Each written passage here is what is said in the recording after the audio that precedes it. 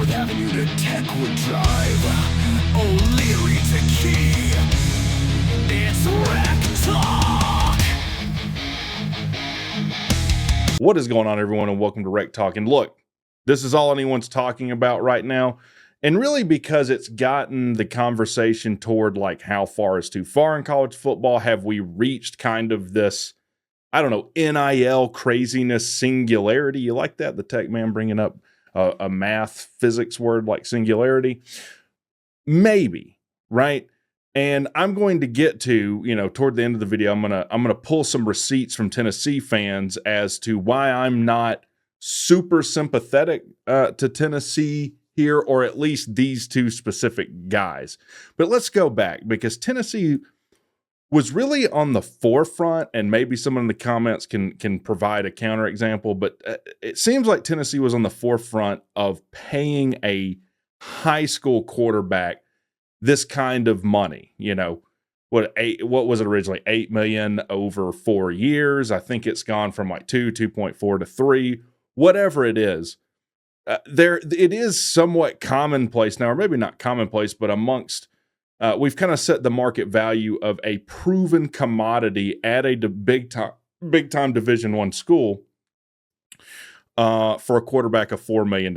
Cam Ward to Miami, and now Miami's hit the let's do that again button with Carson Beck. And look, I'm not in the business of saying anything good about Georgia. Let me just be honest with that. But Carson Beck at least had the stats to make an argument to justify him making somewhere in the neighborhood of $4 million at Miami, right? I don't know that, and I don't know what high school quarterbacks are getting paid by these teams today, but I don't know that anyone's made the commitment to a high school quarterback like Tennessee has with Nico. And they've been telling everyone since the day that they inked this deal how great Nico was going to be. And Nico is going to be the guy. Well, we'll do what everyone else who's made a video on this as. Look, the definition of average: 2,616 yards, 19 touchdowns, 5 interceptions, 70.5 QBR.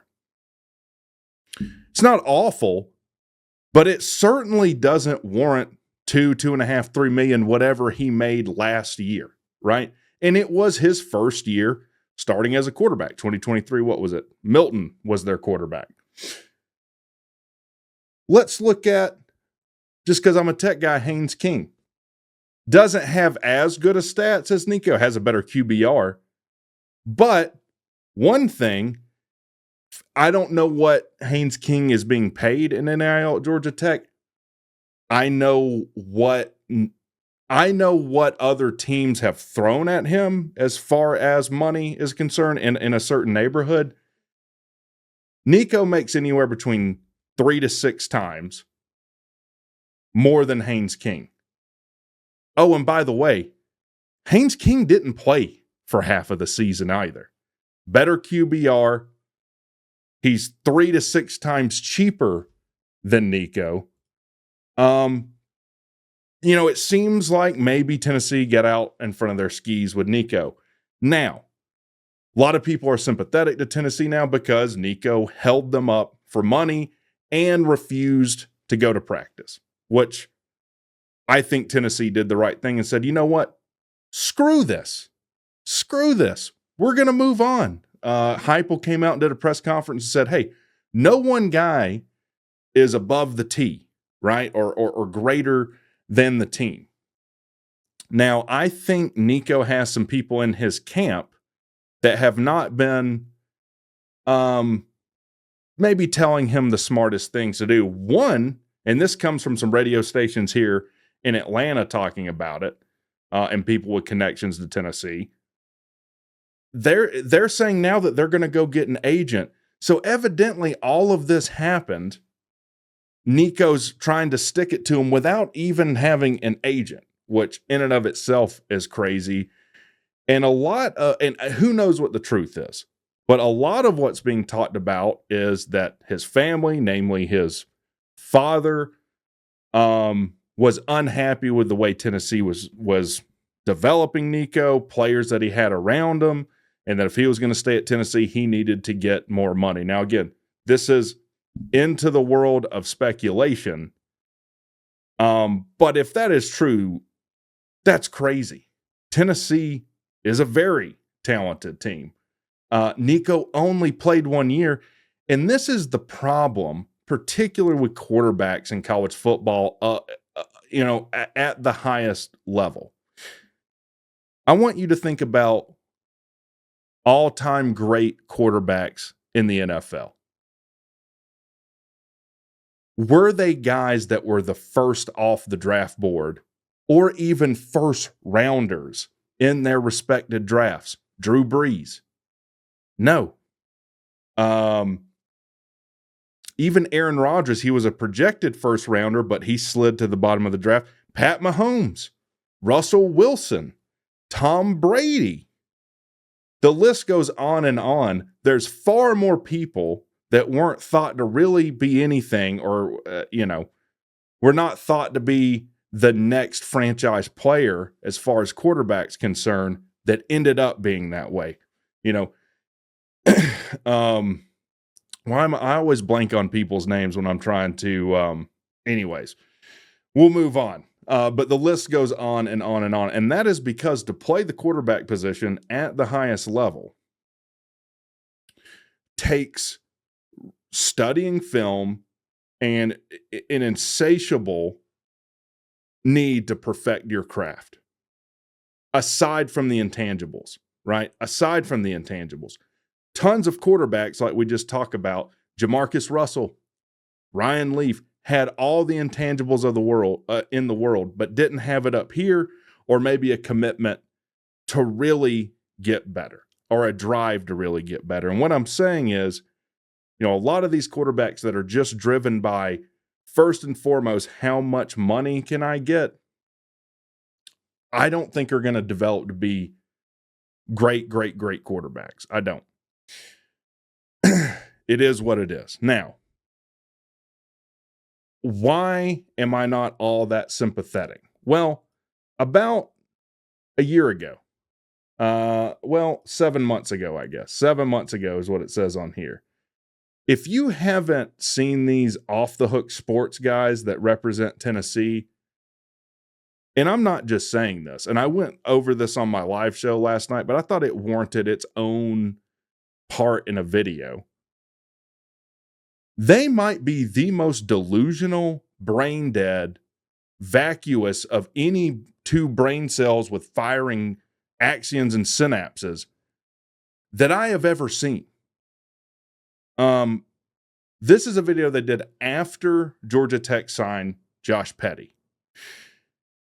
And this whole video is a massive cope fest on anything that seems bad for Tennessee. Hey, it ain't bad for Tennessee. Part of the reason that I'm bringing it up here is they talk about Nico and how what they're paying him is absolutely justified. They're making a splash, etc. Makes all the sense in the world. Anyone else pay someone dumb, especially if we miss out on them. Let's take a listen here. Let's just take a listen. Tennessee loses out on Josh Petty, a highly rated offensive lineman that it's been reported by On3, I believe, was paid $800,000 to go to Georgia Tech. Now, we've talked about how Georgia Tech being relevant in recruiting hurts Tennessee. Yeah, sure. They're right 213 miles south of Knoxville. It absolutely would hurt Tennessee if Tech ended up recruiting top 25, top 15. But I don't think Georgia Tech can shell out $800,000 per player. And I think Tennessee is ahead of Georgia Tech, as they should be, in NIL understanding because they're paying players. So in light of what just happened, do you think Tennessee is ahead of Georgia Tech in NIL understanding? Not total collective, but maybe paying a high school kid top tier proven commodity money, and that being all that he's concerned about, wasn't the best thing to do. They had to pay Nico to make a splash. I get it. But they're paying players now to stay, not to come. Nico in the portal now. And I get it. Look, they moved on from Nico. But if you're telling me that Tennessee doesn't pay any recruit to come there, they're only paying him to stay, this is cope on another level and stupidity only usually found in the SEC. I'll say it. I hope that gets your panties in a wad out there. Certainly, everybody gets a little bit of some cash to come. There's no question. But paying $800,000. Except for Nico. You committed to $8 million on him. So, yeah, if you just set aside all the top contracts we've given to guys, we're paying them to stay. For an offensive lineman. Sure, you got him. But Caleb, what is Georgia Tech's budget? At best, I would think it's $7-8 million. They might have just paid 10, 15, 20% of their NIL budget on one player, a very good offensive lineman, but one player. Tennessee's not dumb enough to do that. Yeah, Tennessee's not dumb enough to commit to paying $8 million to Nico, have him be complete and utter ass. With respect to that money, yeah, they're not that dumb. By the way, and I reacted to this when it first came out, and we did it last night on the live show. I don't know how this guy knows what Georgia Tech pays, what their NIL budget is. You know, these guys at Tennessee like to claim that they have the largest NIL collective in the country. That's what they'll tell you. But then they won't pay to get the most talented roster in the country and allow themselves to get absolutely donkey punched in the first round of the playoffs against Ohio State. By the way, these are the same guys that say, hey, we don't want to play in no SEC title, man, because we're going, players might get hurt. We're going to be, that's too many games to play. Well, they didn't have to worry about that because they didn't play well enough to even decline to play an SEC title. And again, got donkey punched right between the C3 and C4 vertebrae to the tune of 45 to what? Or whatever it was. So, doesn't seem like any of these guys' ideas have bore any fruit for Tennessee. No, not at all. And the report was they lost. It was over $800,000, and people are trying to make a big deal because the narrative is Tennessee has the largest NIL collective. How could they lose an NIL battle to Georgia Tech? Yeah, they're going to tell you they didn't really lose it though, because you have to look at how the NIL money is being spent. Tennessee is spending their NIL money to keep players around who are valuable and making sure they don't lose them to either the NFL draft early or the transfer portal. They want to keep the known commodities. Now, I said it last night, I'll say it again. One of these teams knows who their quarterback's going to be game 1 of 2025. The other one doesn't. And all they want to talk about is, oh, we can keep players. We pay to keep players. Well, if your NIL collective is so large as this man's eyes are about to pop out of his head on the left of the screen here, why not just pay Nico to keep him, and then you know who your quarterback's going to be and he knows your system? If you're such big brain and you understand NIL so much better than anyone else in the country, least of all, stupid ass Georgia Tech. Georgia Tech, I told you guys yesterday they're a surprise program on the rise under Brent Key. I still believe that. They went 7-6 last year. They are actually recruiting very well in the ACC right now. I think what they're trying to do, Dave, is they're trying to make a splash early with NIL money and then have success with that splash and hope that transitions to them getting a lot more recruits down the road. But the truth of the matter is, I don't know if they thought that far down the road. This seems like a very Ole Miss move, just not via the transfer portal, but via the recruiting trail. Who do you think thought further ahead today, now 7 months later, as far as their NIL and recruiting and et cetera? I don't think it's Tennessee. That's a lot risky. And don't think that Tennessee truly got outbid, guys. I mean, let's be honest. Opium. I can smell the copium.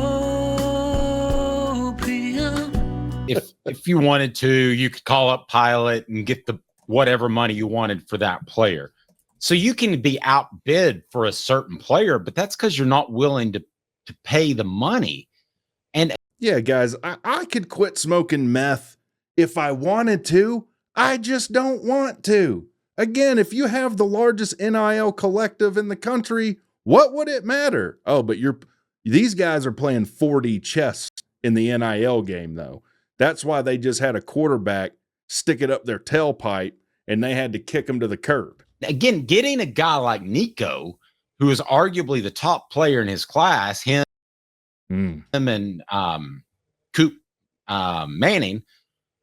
Okay, this confused me last night. Is he talking about Arch Manning that went to Texas? That is way different than getting even the best offensive lineman. It is way different. And again, Josh Petty hadn't played a down of football at Tech. The difference might be the guy you paid all this money for in a quarterback sucked beyond what he ever did on the football field.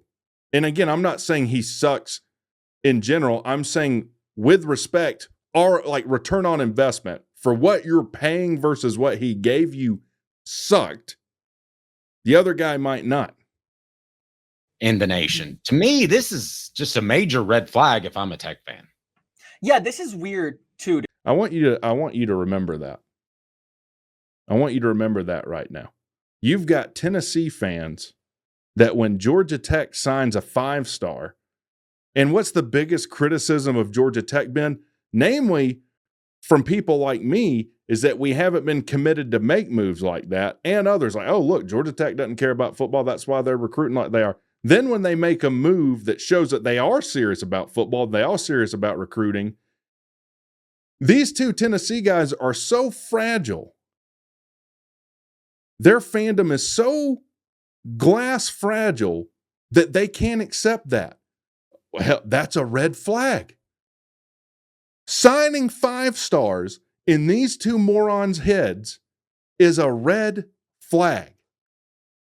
Meanwhile, people said paying a high school kid, committing to pay him $8 million might have been a red flag. Maybe not too smart. Don't know how he's going to develop. Don't know what he's going to play like. And here we are today. To me, you're right. Tennessee, like, we're not going to pretend Tennessee didn't go for the early splash. They did. They went for Nico Iamaleava. That was a splash. Yeah, okay for them if they're going to make a splash with a recruit. Red flag for everyone else, though. One of the splash to get the dominoes to fall, and the dominoes have fallen. Yeah, about 2 days ago they fell. You go for a splash on a left tackle. Tennessee's not going to do that for Nico Iamaleava, and they're not going to do that for anybody anymore. They did. The funny thing is, they signed the top-rated tackle that you know, Petty was 2, I think, on 247. I forget the name of the top-rated tackle. And they signed that guy and paid him more.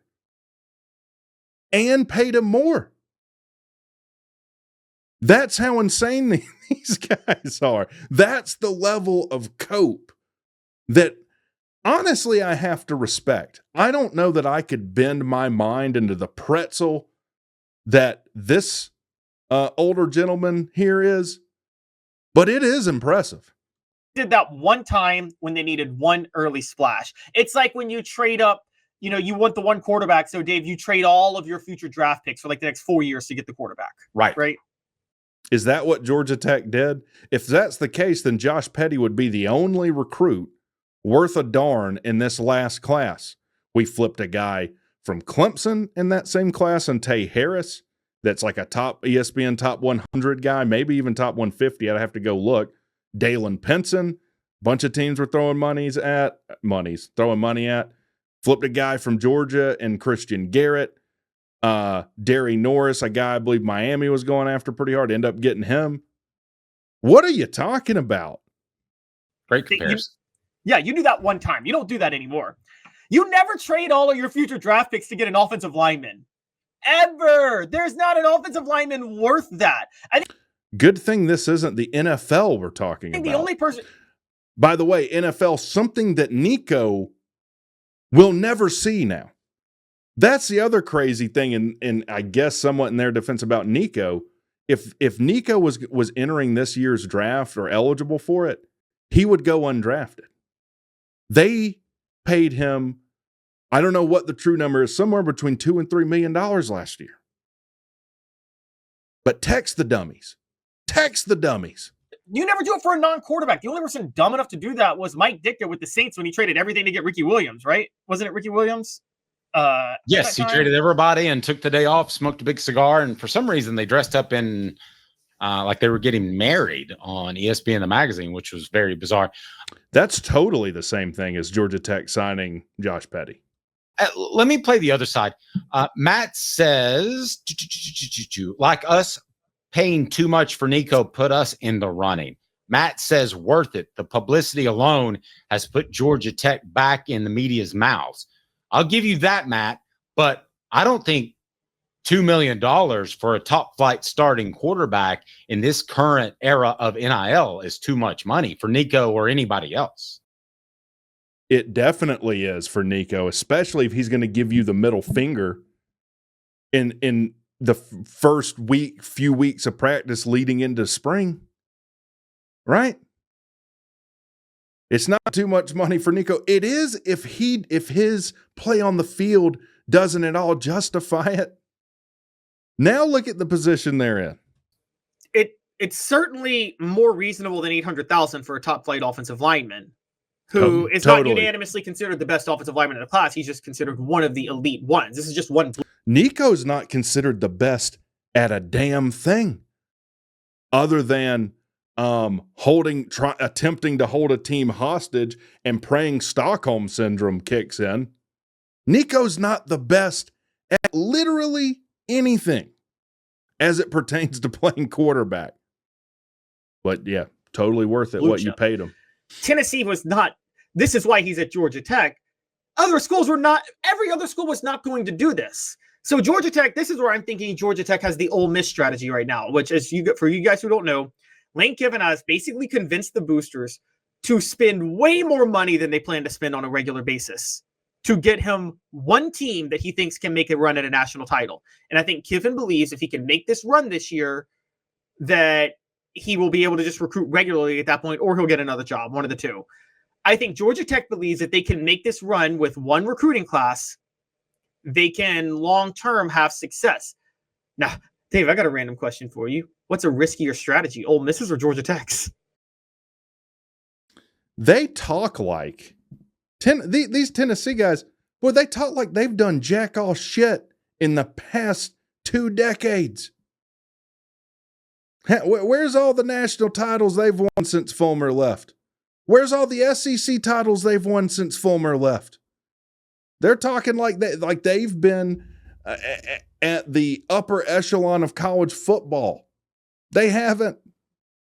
And by the way, the Ole Miss way of doing things, yes, would be to convince your boosters to pony up 10, 20 million for a roster and then not make the playoffs.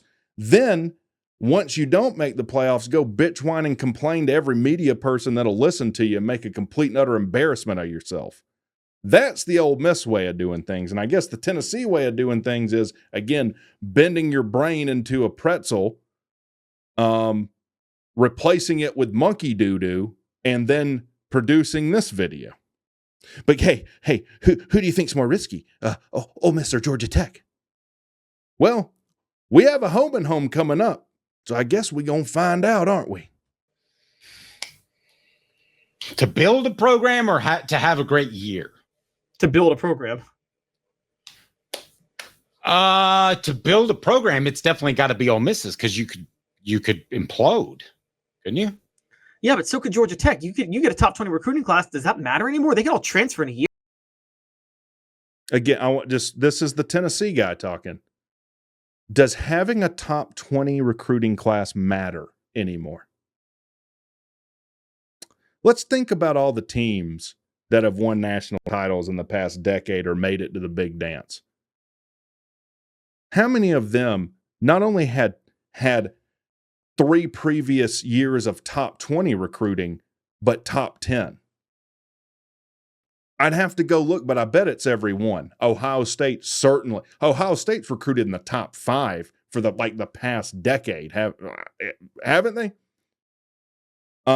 Georgia, they've recruited in the top 5 for probably the past decade or something around there, maybe 5 years at least. LSU, they're in that boat. They've certainly recruited in the top 20, if not the top 10. So you look at all these trends, these guys, because they lose on one recruit and have to try and justify paying a mid quarterback $2-3 million a year,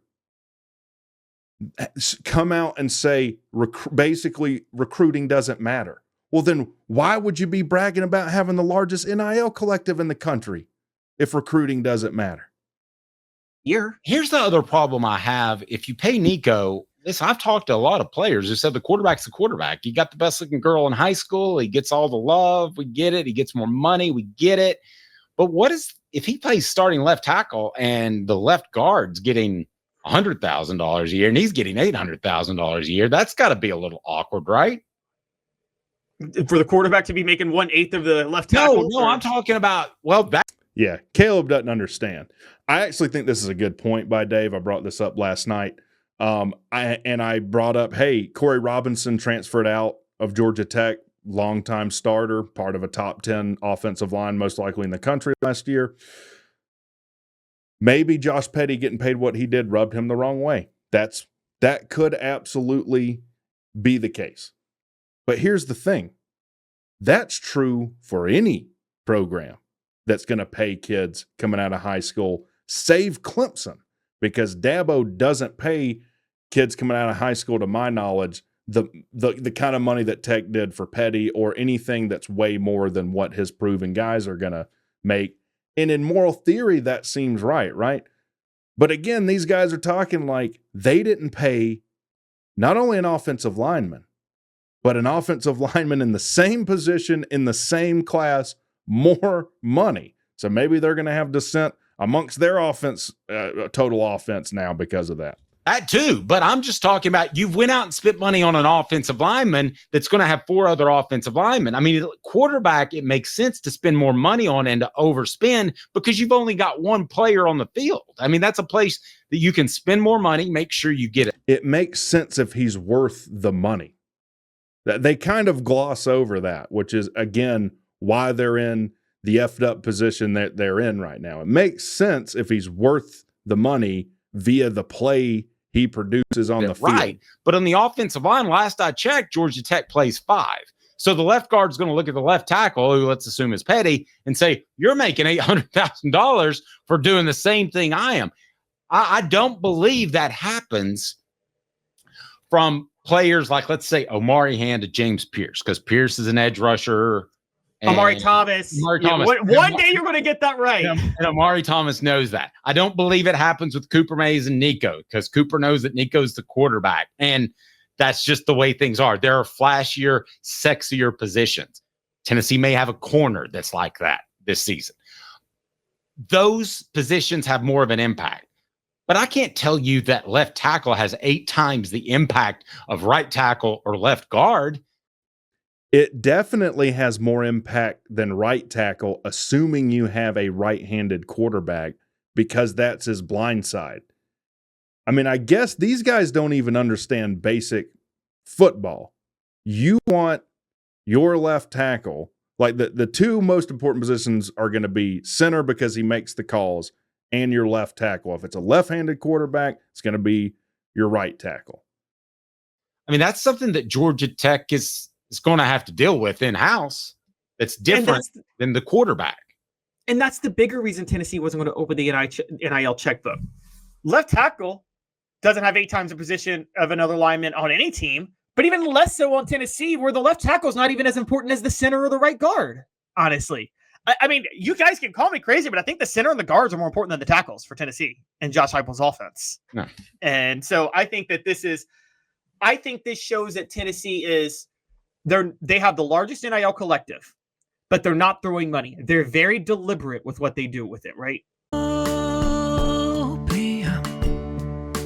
I can smell the copium. I want you to consider how incredibly stupid what he just said is. I'll go on record now as saying I don't believe they have the largest NIL collective. If by largest they mean total amount of money to distribute and pay to whoever they want for Tennessee. Why don't I believe that? Because if what he's saying is true, and we're being choosy with what we do with the money, and what we chose to do is not pay for better players and get donkey punched in the first round of the playoffs by Ohio State and absolutely embarrassed. Are you because that's what he's telling you. Oh, yeah, we got the largest NIL collective. You just can't tell us because we're getting dog walked in the playoffs because we're playing 4D NIL chess. This is why I don't feel bad for these guys with this Nico situation, okay? Because this NIL situation that they have with Nico, they took part in creating. Yes. I think they're deliberate, and I think they're being really, really smart. Yeah, we all think of what's going on at Tennessee right now and think super smart. Petty is a huge pickup. We don't want to sell him short, but he's also 6'4", 255 pounds. So that's, I know and he's Florida not a unanimous 5-star. Well, and I know Florida State, Ohio State, and Stanford we're all in it for him. But let's look at this from the outside looking. Now, do you think he'd say any of that? Oh, he's not even a unanimous 5-star. He's underweight, and he is underweight. I talked about that on the show last night. He's underweight. Do you think they'd be saying any of that had they signed him? No, because these guys deal not in facts or reason or logic, but pure cope. Man, Ohio State's spending money left and right. I mean, did he really have those offers, or did he say he had those offers? Were they committable offers? Opium. I can smell the copium.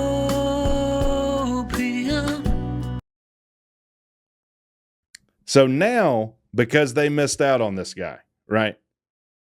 Not only did we not want him, anyone else that anyone thinks is good, like the team that beat the ever-loving soul out of us in the first round, did they really offer him, though? I don't think they really offered him because we can't accept that we don't have the first clue what's going on with NIL right now.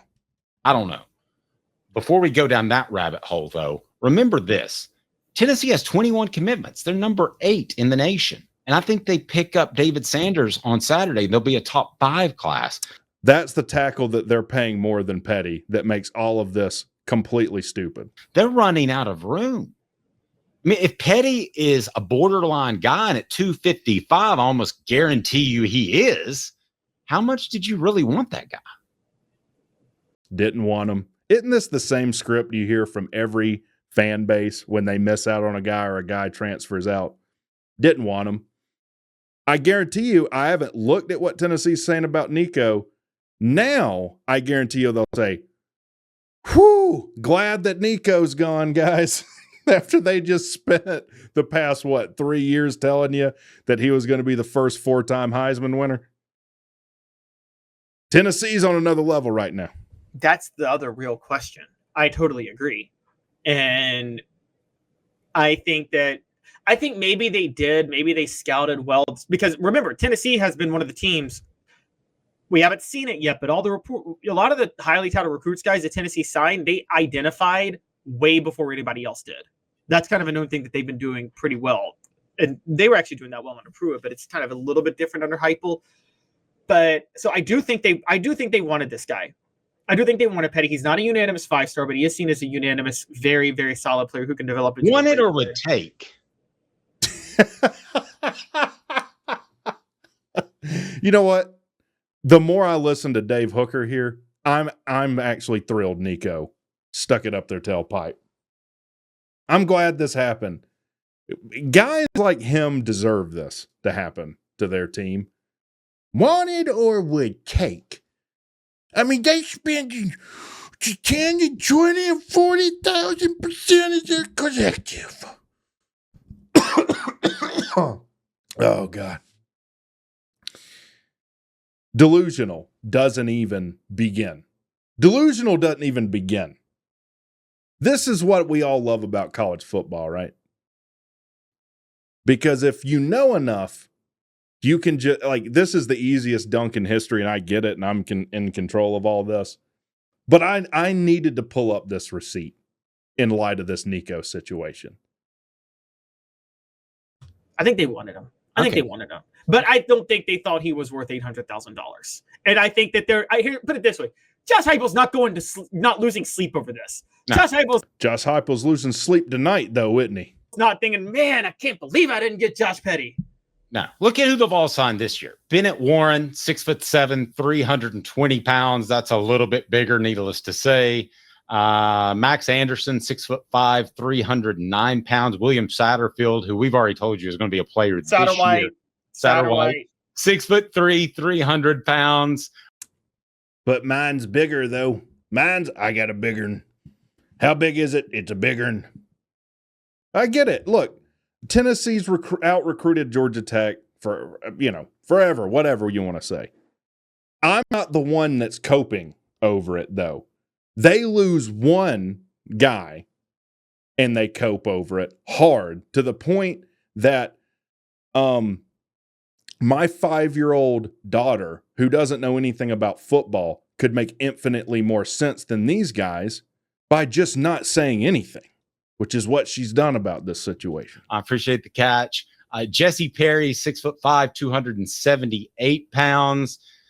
And I'm sorry, I almost left off Gage Ginther out of Colorado, 6'5.5", 287 pounds. I'm sorry, but I'm just going to be frank with you.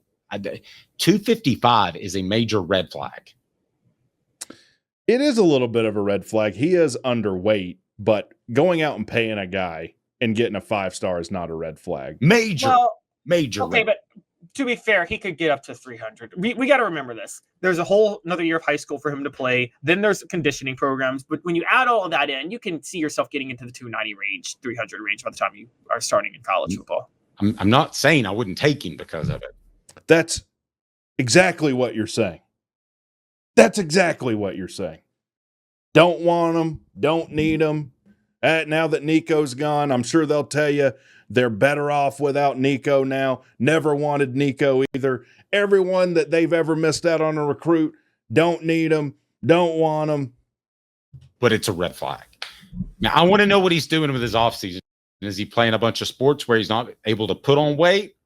Or is he just not intent on putting on weight? Does he harbor? So we'll end the video there, I guess. And look, this isn't for every Tennessee fan. In fact, I like most of you Tennessee fans. I've gone on record as I think we did a question on the show one night, like if we had to root for an SEC team, who would they be? I think I chose Tennessee. I like Tennessee. I love bluegrass and I love your fight song. But these guys, and there's a whole lot of y'all out there that think like these guys, are out of your minds. It's not good that you lost on Josh Petty to Georgia Tech, especially when we got the largest NIL collective. Okay. Well, I guess keep playing 4D chess and getting dog walked. And I tell you what, for these two guys, we're going to find out about size mattering and who's got a better football team and who's been smarter with their roster. In 2026, you'll come into Atlanta. In 2027, we'll go up to Knoxville. And in both of those games, Dave Hooker, your team will come in on their feet, but they'll go out on their backs. Y'all have a good one.